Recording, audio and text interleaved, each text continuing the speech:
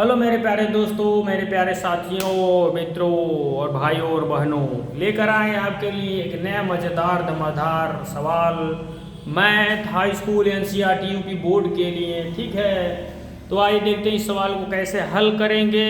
अगर त्रिकोणमिति के बारे में और जानना है तो इसके प्रीवियस वाले वीडियो को आप देख सकते हैं। उसमें त्रिकोणमिति से रिलेटेड त्रिकोणमिति का प्रयोग, उस पर आधारित सवाल बताया गया है। ठीक है, आइए देखते हैं प्रश्नावली 8.1 का तीसरा सवाल किस तरह से हल करते हैं। ठीक है, ये सवाल दिया है sin a = 3/4, तो cos a और tan a का मान निकालना है। किसका मान निकालना है? cos a और tan a का मान निकालना है। मेरे साथियों, इस सवाल को देखकर डरना नहीं है, एकदम चाप के करना है। ठीक है, 4 नंबर गेर लगा के करना है, कुछ नहीं है। ठीक है ना, ये क्या है? ये कुछ नहीं है। मन से लगा के पढ़िए, तन से लगा के पढ़िए। ठीक है, एक हमको सॉन्ग याद आ रहा है, जरा उस सॉन्ग को गुनगुना लेते हैं, इसी में से रिलेटेड है। कितना सोड़ा तुझे रब ने बनाया, कितना सोड़ा इसे रब ने बनाया, जी करे देखता रहूं, जी करे देखता रहूं। तो देखने से काम नहीं चलेगा, इसको सॉल्व करने से काम चलेगा। ठीक है, तो आइए देखते हैं, लेट्स गो, किस तरह से सवाल को हल करते हैं। लिखिए यहाँ पे हल लिख लीजिए। ठीक है, क्या निकालना भाई? cos a tan a। अब देखिए, cos a tan a निकालने के लिए हमको एक समकोण त्रिभुज की आवश्यकता पड़ेगी। ठीक है, तो वो त्रिभुज इस टाइप का है, ऐसे बन गया, इसे मान दे दीजिए। ठीक है ना, यहाँ पे मान दे दीजिए A B और C दे दीजिए। ठीक है, ये एंगल होता है आपका 90 डिग्री का। कितने का होता है? 90 डिग्री का। ठीक है ना, साइन ए इक्वल टू क्या दिया है? यहाँ पे दिया है। ठीक है, दिया है साइन ए इक्वल टू 3/4 दिया है। क्या दिया है? Sine A equal to 3/4। Sine theta या साइन ए इक्वल टू होता क्या है? तो लाल बटे का आपको यदि फार्मूला याद होगा तो आप बता सकते हैं कि साइन ए इक्वल टू होता क्या है। साइन ए इक्वल टू हो जाएगा आपका लंब बटे कड़ होता है। क्या है? लंब बटे कड़ होता है। ठीक है ना, क्या होता है? लंब बटे कड़ होता है। तो यहाँ पे देखिए, 3 क्या है? लंब है। 4 क्या है? कड़ है। तो 3 क्या है आपका? ये वाला लंब है, ये लंब है, तो लंब का वैल्यू कितना आ जाएगा? 3। और कड़ का वैल्यू कितना आ जाएगा? कड़ का वैल्यू कितना आ जाएगा?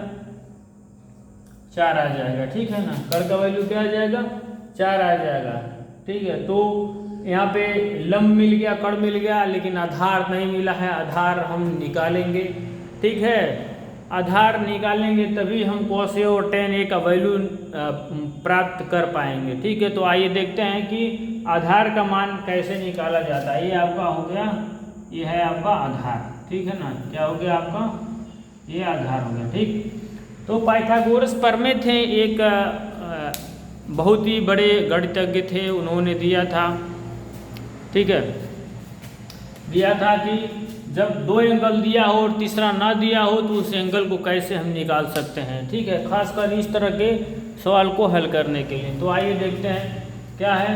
कड़ का स्क्वायर क्या होता है? कड़ का स्क्वायर इक्वल टू लंब का स्क्वायर प्लस आधार का स्क्वायर होता है। ठीक है, कोई दिक्कत नहीं है यहाँ पे, इसको पहले कर दीजिए, इसको बाद में कर दीजिए। ठीक है, कोई दिक्कत नहीं है। ठीक है ना, तो यहाँ पे कड़ का मान कितना दिया? 4 दिया तो 4 का स्क्वायर करेंगे। लंब का मान कितना दिया? 2 दिया तो 2 करेंगे। 3 दिया तो 3 इसका स्क्वायर करेंगे। आधार का नहीं दिया तो आधार का ही स्क्वायर रहेगा। 4 चौक हो जाएगा 16, और यहाँ पे हो जाएगा 3 3 9। ये कितना आ जाएगा? प्लस यहाँ पे आधार का स्क्वायर ही रहेगा। ठीक है ना, इस चीज़ को 9 को इधर लेकर आएंगे तो कितना हो जाएगा? 9 को लेकर आएंगे तो कितना हो जाएगा आपका?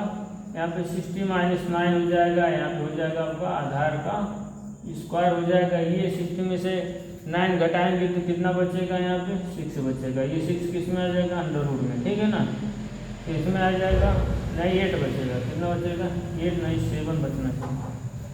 अरे एक बचेगा 7, कितना आ जाएगा? 7। ये आ जाएगा आधार का स्क्वायर। ठीक है, अभी कर नहीं, ये नहीं लगेगा अभी, क्योंकि ये स्क्वायर में है। ठीक है ना, क्योंकि अभी क्या है? ये स्क्वायर में ही रहने दीजिए, यानी आधार का कर देंगे स्क्वायर और में बराबर हो जाएगा 7। जैसे स्क्वायर हटेगा आधार का मान कितना आ जाएगा, आधार का मान √7 आ जाएगा, ठीक है ना। ये स्क्वायर हटता है तब, यानी आधार का मान कितना मिल गया आपको, √7 मिल गया। कितना मिल गया, √7 मिल गया, ठीक है ना। तो अब हम क्या करेंगे, इसको cos A और tan A का मान निकाल लेंगे, ठीक है ना। यहाँ पे cos और tan A का मान निकालिए।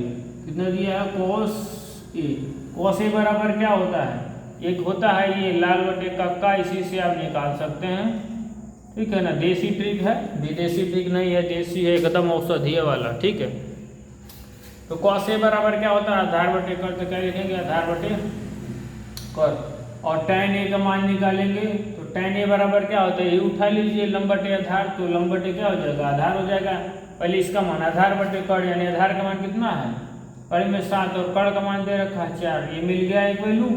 और दूसरा tan A का, tan A बराबर क्या होता है, लंब बटे आधार, लंब का मान कितना है 3 और आधार का मान कितना है, कड़ी में 7, ये रहा आपका आंसर, ये आपका आंसर। इस टाइप से इसको हल कर सकते हैं, ठीक है ना।